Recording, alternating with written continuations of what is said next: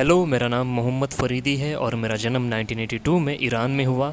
ये वो समय था जब ईरान और इराक़ में जंग चल रही थी और मेरी माँ जो थी वो काफ़ी ज़्यादा मज़हबी थी। वो एक मज़हबी मुसलमान थी। वो हमें कहती थी कि तुम इस्लाम को मानो और इस्लाम के रिचुअल्स को निभाओ। यहाँ तक कि मैं पारसी भाषा में बात करता था, लेकिन मुझे अरबिक सीखनी पड़ी क्योंकि अगर इस्लाम के अल्लाह से बात करनी है तो यही लैंग्वेज चलती है। एक दिन जब मैं 7 साल का था तब मैं दुआ कर रहा था अरबिक में, लेकिन मुझे नहीं समझ में आ रहा था कि मैं क्या बोल रहा हूँ।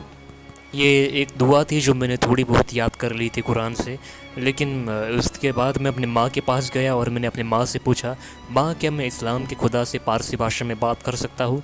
तो मेरी माँ ने मुझसे कहा कि एक मुसलमान के तौर पर तुम सवाल नहीं पूछ सकते, बस समर्पित हो जाओ, सरेंडर करो। और इसके बाद फिर मैंने कोई सवाल नहीं पूछे और मैं इस्लाम को मानता गया और उसके रिचुअल्स निभाता गया। एक सिया मुसलमान के तौर पर हमें खुद को एक सज़ा देनी होती है।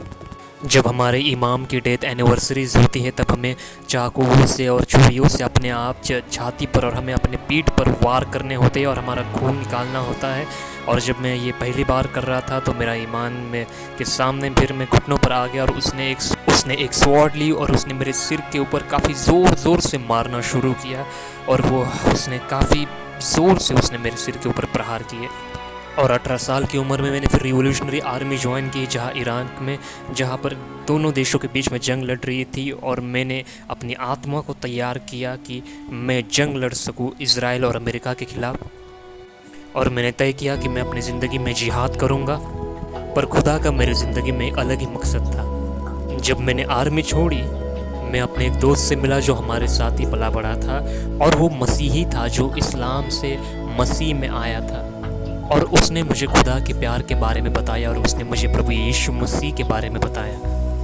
उसने मुझे बताया कि प्रभु यीशु मसीह हमारे लिए मारा गया और क्रूस पर चढ़ाया गया और प्रभु यीशु मसीह ने हमारे खातिर मार सहा और सब कुछ सहा। और प्रभु यीशु मसीह ने हमारे गुनाहों के खातिर अपना कीमती खून बहाया, जिसके द्वारा हमें अनंत ज़िंदगी मिली। तो ये मैसेज ने मेरे दिल को छू लिया और मेरे दोस्त ने मुझसे प्रार्थना करने को कहा और मैंने प्रार्थना की।